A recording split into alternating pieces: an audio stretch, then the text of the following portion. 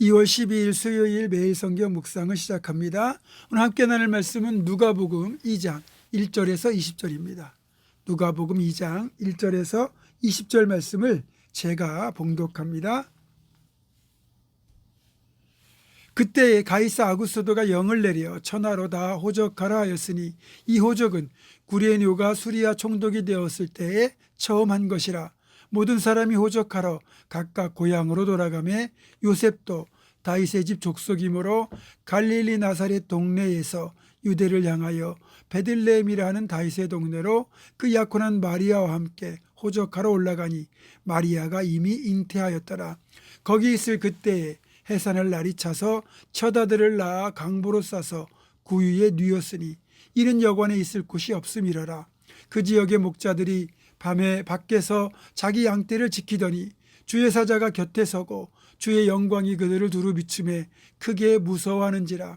천사가 이르되 무서워하지 말라. 보라, 내가 온 백성에게 미칠 큰 기쁨의 좋은 소식을 너희에게 전하노라. 오늘 다윗의 동네에 너희를 위하여 구주가 나셨으니 곧 그리스도 주시니라.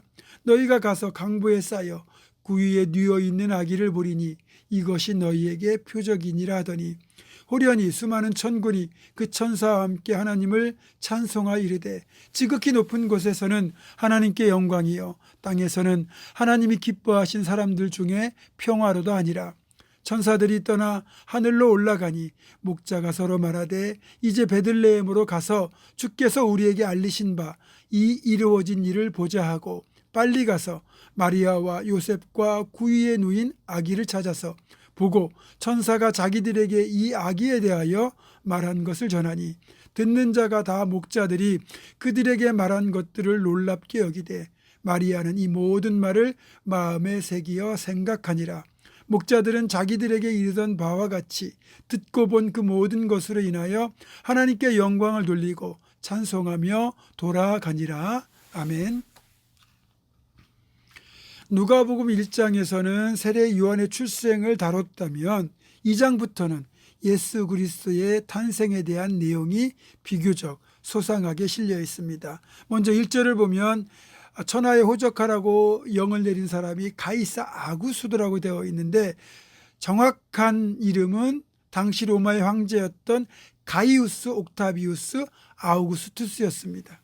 이 사람은 주전 31년부터 주 14년까지 약 45년 동안 로마의 전성시대인 팍스 로마나를 이끌었던 최고의 황제였습니다.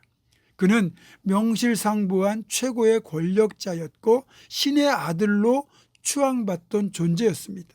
그가 영을 내려 천하로 호적을 하라고 했다는 말에서 그의 권력이 얼마나 컸던지 또 사람들이 세속 권력에 대해 어떤 반응을 보이는지가 잘 나타나 있습니다. 당시 유대 땅도 로마의 식민지였기 때문에 유대에 있는 유대인들도 호적을 해야만 했습니다. 그래서 가이사의 명령에 따라 호적을 하기 위하여 베들레헴으로 발걸음을 옮긴 한 젊은 부부가 있었는데 그 부부가 바로 요셉과 마리아 부부입니다. 또 마침 마리아가 출산할 때가 되어 베들레헴의 초라한 마구간에서 아이를 낳아 강보에 싸서 구유에 뉘게 되는데 사실 젊은 부부가 아이를 낳는 건 지극히 당연한 일 아니겠습니까? 그래서 이 일이 유대 땅 베들레헴 시골 한 구석에서 일어난 일이지만 너무나 평범하고 보잘것없는 일로 여겨졌습니다. 하지만 이 아이의 탄생이 인류의 역사를 송두리째 바꾸고 모든 사람의 운명을 바꾸는 엄청난 시작이었음을 사람들은 깨닫지 못했습니다. 예수 그리스도의 탄생은 이렇게 조용하고도 평범하게 시작이 되었습니다. 그럼에도 여기에서도 이 역사적 순간을 지켜본 주인공들이 있었다는 겁니다. 요셉과 마리아 부부는 말할 것도 없고 들에서 양을 치던 목자들, 또 본문에는 나오지 않지만 동방에서 온 박사들이 바로 그 사람들입니다. 본문을 보면 들에서 양을 치던 목자들에게 천사가 아기 예수의 탄생, 메시아의 탄생 소식을 가장 먼저 알려주게 됩니다. 한밤중에 밖에서 깨어 자신들의 역할을 감당하느라 양떼를 지키고 있던 목자들은 메시아의 탄생을 가장 먼저 듣고 또 축하하는 축복을 받았습니다. 온 세상이 잠들어 있을 때도 깨어있는 자에게는 이렇게 하나님이 역사 현장에 증인이 될 수 있는 축복을 주십니다. 10절에서 천사가 이렇게 말하죠. 보라, 내가 온 백성에게 미칠 큰 기쁨의 좋은 소식을 전하노라. 예수 그리스도의 탄생 소식은 온 백성, 온 인류에게 미칠 큰 기쁨의 좋은 소식이라는 겁니다. 천사가 말을 했기 때문에 기쁜 소식, 좋은 소식이 아니라 예수께서 이 땅에 오셨다는 그 사실 자체가 엄청나게 기쁘고 좋은 소식이라고 할 수 있는 겁니다. 그래서 이것이 바로 복음입니다. 주님은 빈부귀천을 막론하고 누구든지 그를 믿는 자마다 영생을 얻게 하도록 하시기 위하여 이 땅에 오신 겁니다. 그래서 우리가 예수 그리스도를 영접하고 구원받아 이렇게 하나님의 자녀가 된 것이죠.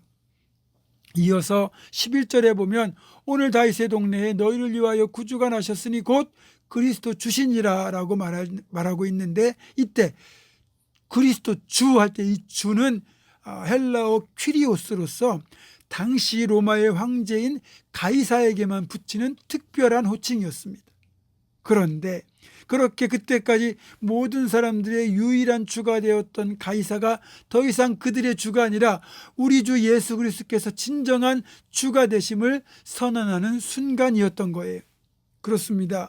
우리가 그동안 주님으로 여기고 살아왔던 것들, 그것이 사람이든 물질이든 돈이든 권력과 명예와 쾌락, 그 어떤 것이든 우리가 예수 그리스도를 나의 구주로 믿는 순간 오직 예수님만 나의 퀴리오스 주가 되시는 겁니다. 그래서 이제는 주님만이 나를 다스리시고 나의 유일한 주가 되시는 겁니다. 그렇게 예수님을 영접하여 주님으로 주로 모시고 살아가는 사람이라면 그 사람에게는 마지막으로 한 가지 사명이 주어지게 됩니다. 그것은 바로 증인의 사명입니다. 목자들이 천사들에게 들었던 모든 이 얘기를 요셉과 마리아에게 전했던 것처럼 우리는 이제 이 복된 소식을 세상에 전하는 증인의 삶을 살아야 됩니다. 그리고 마지막으로 19절의 말씀을 주의 깊게 읽어야 됩니다. 마리아는 이 모든 일을 마음에 새기어 생각하니라. 우리는 마리아처럼 우리에게 들리는 모든 말들 속에서 마음에 새기어 생각하고 간직할 것들을 구별할 수 있어야 됩니다. 마리아 이런 신중하고 사려 깊은 태도가 훗날 예수께서 공생애를 사시고 또 부활하고 승천하신 이후에도 마리아가 자신의 자리를 끝까지 지킬 수 있는 비결이 되었습니다. 사랑하는 성도 여러분, 성탄이 지났고 새해도 지났지만 이제 예수 그리스도께서 이 땅에 오신 의미는 절대로 잊지 말아야 됩니다.